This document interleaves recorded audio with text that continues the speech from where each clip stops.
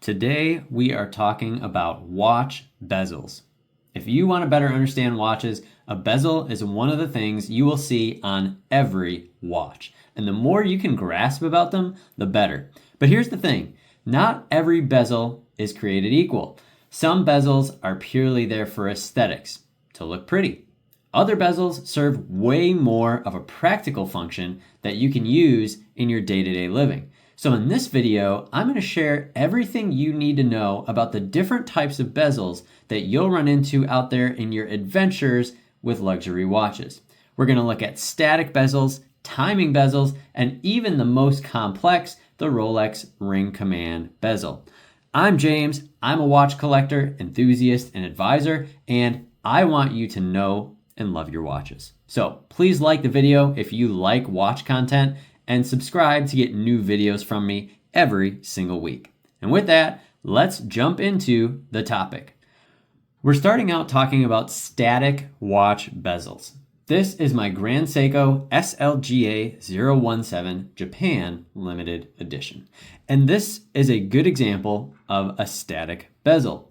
Now, there are lots of watches that use a static bezel, and there's nothing wrong with a static bezel. It doesn't do anything extraordinary for the watch. It just stays there in one place, and it helps guard the crystal from scratching or chipping. These types of bezels can have all sorts of different characteristics. They can be narrower, they can be wider, they can be more raised or more flat, they can be brushed, or they can be polished. They may have multiple steps up from the case, or they may have a singular raised section like this one. Now, though this type of bezel doesn't serve any special function for the watch itself, there is an aesthetic element to it, and that is how it will look when you see it across the room.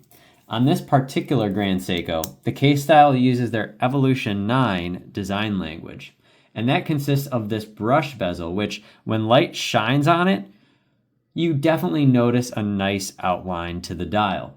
That creates a great refined look, and there's not chaos on your wrist. There's harmony to the way that the case and the bezel is constructed and finished.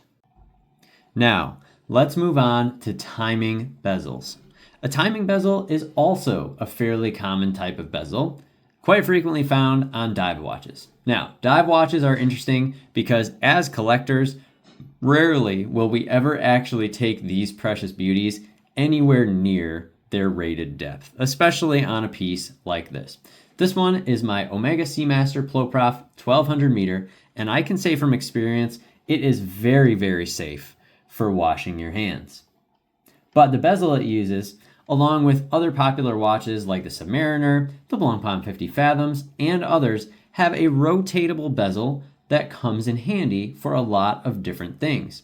Because of the numbers that you can see on the bezel itself, what you can do is you can rotate the bezel cap to line up with the minute hand on the watch like this. Now in this case I don't have to rotate it far because it's exactly 8 o'clock. Now from here I can measure elapsed time. The bezel makes it easy to count at a glance how long ago I started timing. In many instances with watches like this, not only is the dial itself loomed, but also the bezel, so that I can read the time and the elapsed time from anywhere, any lighting conditions, and that's what makes these types of watches fantastic, whether you're at a desk, in a movie theater, or in the swimming pool at night. Some of these rotate in either direction, what they call a bidirectionally rotatable bezel, and then others you can only rotate in one direction. But there's nothing like the sound and feel of turning a dive bezel.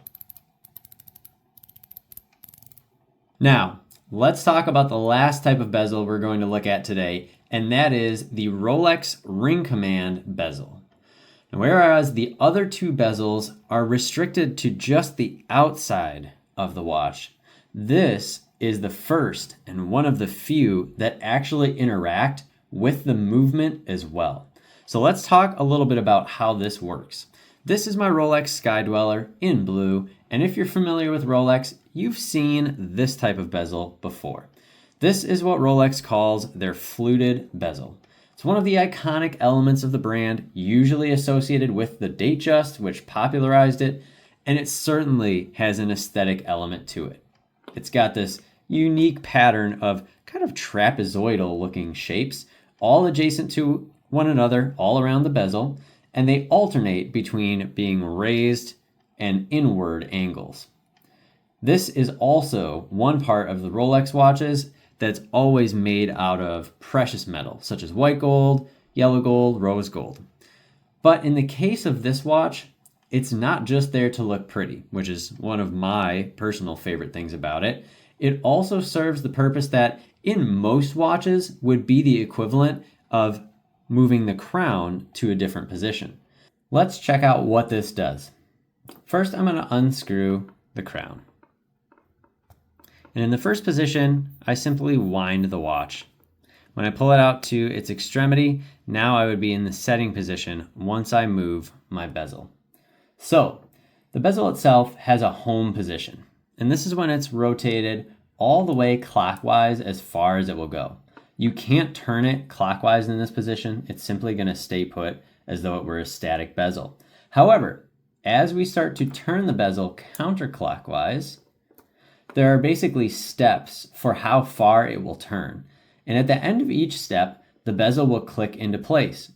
Each of the 3 different turned positions serves a different setting function.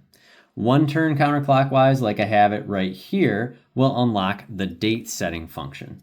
And that also can drive the month. I can move the date back and forth, and as you can see around the outside, there's an indicator in red that will give me which month I'm looking at. 12 hours, 12 months. You'd think it's a convenient way to know that it's the 2nd or the 3rd month, which it is.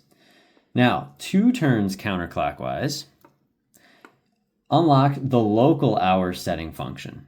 The Sky Dweller, of course, at its core is a travel watch. So what easier way to travel across time zones than to be able to adjust the hours as you go, independently of the minutes, and not stopping the watch from running.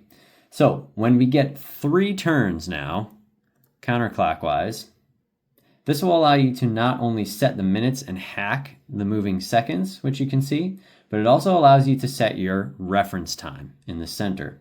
So if my primary residence is on the West Coast, the first thing I would do is set that time so that the reference ring is accurate to whatever my home time is. So let's just say, for instance, that my home time is 8:20. So you can see in the reference ring, I've got 20 in 24-hour time format, which would be 8, and then I've got my minutes set to 20. Now, then I would turn my bezel back 1 click clockwise. And let's say today I'm spending time on the East Coast. So I'd adjust the local hours forward actually by 3. So if it's 8 o'clock at home, and then I've moved 3 hours, it's 9, 10, 11, 20. And now I have my reference time still visible, but the hands themselves are showing me my local time. And since I don't have a way of knowing whether I'm in AM or PM at my local time, what I'd really want to do is be sure to set my date to 1 day before today when I start setting the watch, and then drive the date forward with the local hours like so. Now, once I'm done setting, I would screw my crown back in, and then I would rotate my bezel clockwise back to the home position, and now I'm ready to use my watch.